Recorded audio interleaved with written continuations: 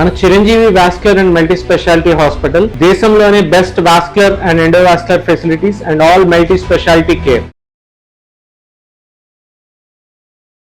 కన్య రాశి వారికి శని వక్రించడం వల్ల ఎలాంటి ప్రభావం ఉంటుంది, ఏ విషయాల్లో జాగ్రత్తలు తీసుకోవాల్సిన అవసరం ఉందంటారు మా గారు? తప్పనిసరిగా అమ్మ, కన్యా రాశి వాళ్ళకి శని అనేటువంటి గ్రహం పంచమ షష్టాధిపతి సప్తమ స్థానంలో ప్రజెంట్ రేవతి నక్షత్రం మీద సంచారం చేస్తున్నారండి. అక్టోబర్ 10వ తారీఖు దాకా శని గ్రహ సంచారం అనేటువంటిది రేవతి నక్షత్రం మీద ఉంటే ఆ తరువాత నుంచి ఉత్తరాభాద్ర నక్షత్రంలోకి ఆయన వెనక్కి రావడం అనేది జరుగుతుంది.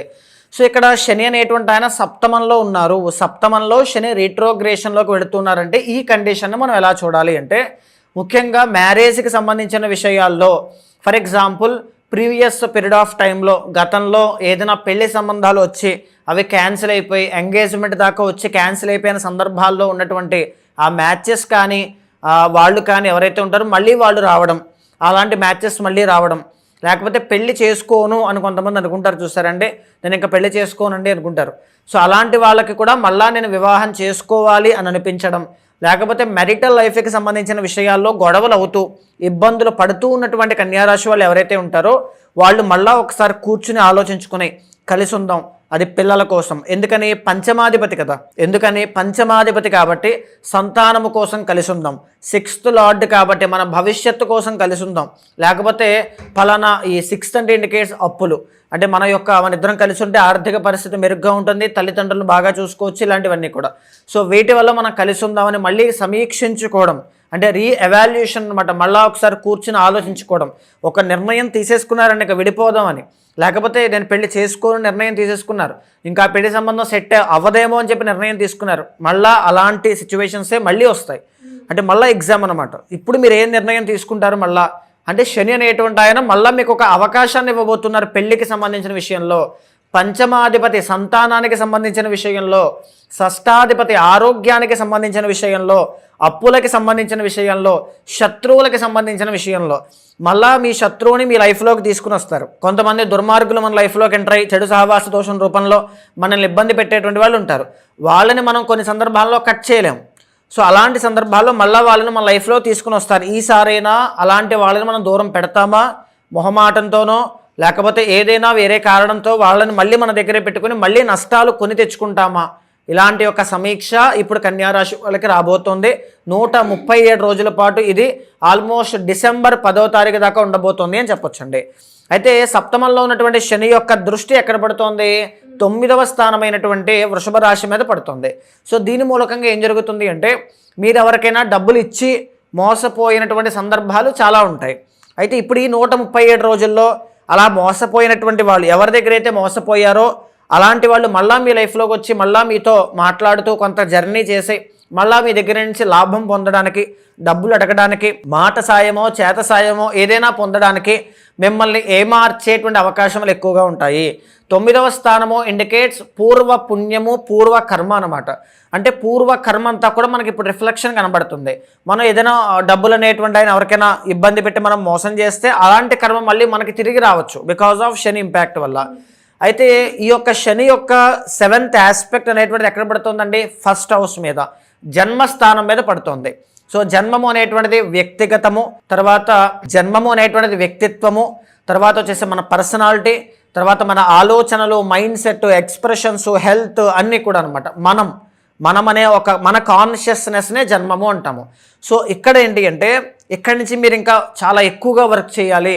నేను ఎలాగైనా నాలో ఉండేటువంటి ఒక బెస్ట్ వెర్షన్ బయటికి తీసుకురావాలి. నాకు అప్పులు ఉన్నాయంటే అప్పులు తీర్చే మార్గం ఏంటి, నేను ఏం చేస్తే నాకు అప్పులు తీరుతాయి అనేటువంటి ఒక ప్రణాళిక సిద్ధం చేసుకోవడం. నాకు జాబ్ రావడం లేదు అంటే ఏ విధంగా నాకు నేను ట్రై చేస్తే జాబ్ వస్తుంది, కాబట్టి నేను ఇది చేయాలంటే ఎలా చేయాలి, ఆ మైండ్ సెట్ని రెడీ చేసుకోవడం.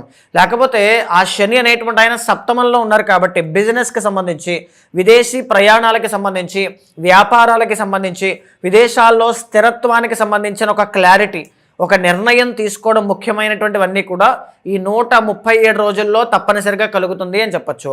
శని యొక్క దృష్టి 10వ దృష్టి అనేటువంటిది ఎక్కడ పడుతుందండి? 4వ స్థానమైనటువంటి ధనస్సు రాశి మీద పడుతుంది. సో దానివల్ల ఏంటి? కుటుంబ విషయాల్లో మ్యారిటల్ లైఫ్ 4th ఇండికేట్స్ సుఖస్థానం, వాహన స్థానం, గృహస్థానము, విదేశీ యోగానికి వెళ్ళేటువంటి స్థానము, ఆల్సో మెరిటల్ లైఫ్, అది కూడా కుటుంబం వస్తుంది కాబట్టి మెరిటల్ లైఫ్కి సంబంధించి. సో ఇక్కడ ఏంటి అంటే ఒక ఇల్లు కొనాలి, ఒక వాహనం కొనాలి, లేకపోతే వాహనము అమ్మాలి, ఇల్లు అమ్మాలి, అప్పులు తీర్చాలి, ఇలాంటి వాటి విషయాల మీద ఈ ధనస్సు అనేటువంటిది ఒరిజినల్ నైన్త్ కదండి. మనకి రావాల్సిన డబ్బులు ఎంత, మనం ఏం కొనాలనుకుంటున్నాం, మనం కొనాల్సింది మనకు అవసరమా కాదా, ఇలా అనమాట రీచెక్ చేసుకోవడం.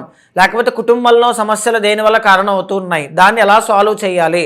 సో ఇలాంటివన్నీ కూడా ఎక్కువ శాతం మీ లైఫ్లో జరిగే అవకాశాలు 137 రోజుల్లో తప్పనిసరిగా కనబడుతుంది. కానీ కన్యారాశి వాళ్ళు ఎవరు చూస్తున్నా శని సప్తమంలో కంప్లీట్ ఫేవరబుల్గా ఉండరు. ఎందుకంటే మీరు ఎక్కడైనా చూడండి 3వ స్థానంలో, 6వ స్థానంలో, 11వ స్థానంలో మాత్రమే శని భగవానుడు మీకు మంచి యోగాన్ని ఇస్తుంటారు.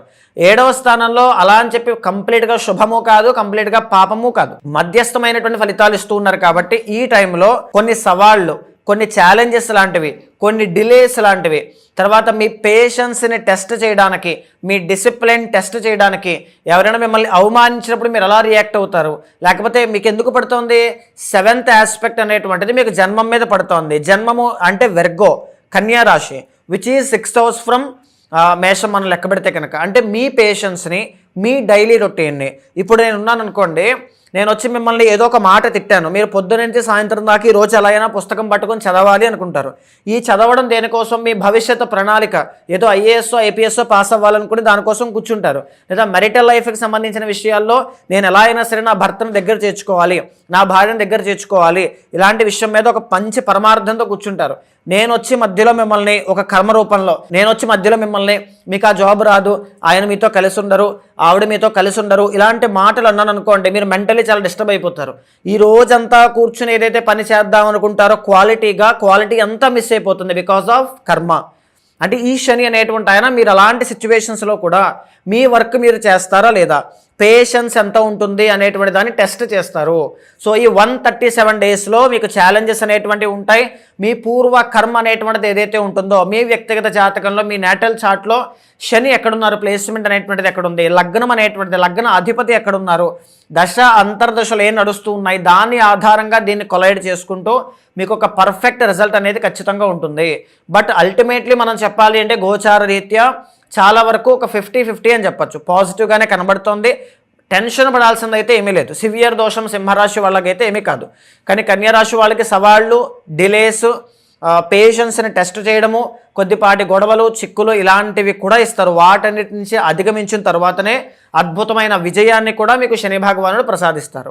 మీరు అన్నట్టుగానే ఇంకెవరైనా కూడా ఈ శని వక్రగతి వల్ల ఇబ్బంది పడుతున్నా, లేదు అంటే శని ప్రభావం వల్ల ఇబ్బంది పడుతున్నా, ఏ రాశి వాళ్ళైనా కూడా మిమ్మల్ని వచ్చి దానికి తగ్గట్టుగా పరిహారం చేసుకోవాలి అంటే ఎలా ఉంటుందంటారు? తప్పనిసరిగా అమ్మ, శని అనేటువంటి ప్లానెట్ ఎప్పుడైనా సరే ఒక అద్భుతమైనటువంటి రాజయోగాన్ని ఇస్తారని. వృషభ లగ్నానికి, తులా లగ్నానికి, మకర కుంభ లగ్నాలకి వీళ్ళకి అద్భుతమైన రాజయోగాన్ని ఇస్తారు.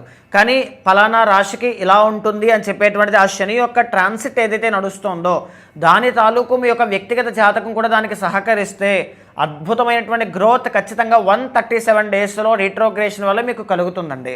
అయితే ఈ శని అనేటువంటి ఆయన దానికి ఎంత బలం ఉందో మనం చెక్ చేయాలి. ఎందుకంటే రేవతి నక్షత్రం మీద ఇప్పుడు ఉన్నారు కాబట్టి. సో ఆ అష్టక వర్గము కానీ అన్నీ కూడా మీ వ్యక్తిగత జాతకం చూడాలి అనుకుంటే తప్పనిసరిగా మీకు కింద కనిపించే నెంబర్కి కాల్ చేస్తే మా వాళ్ళు మీకు పూర్తి వివరాలు అందిస్తారు.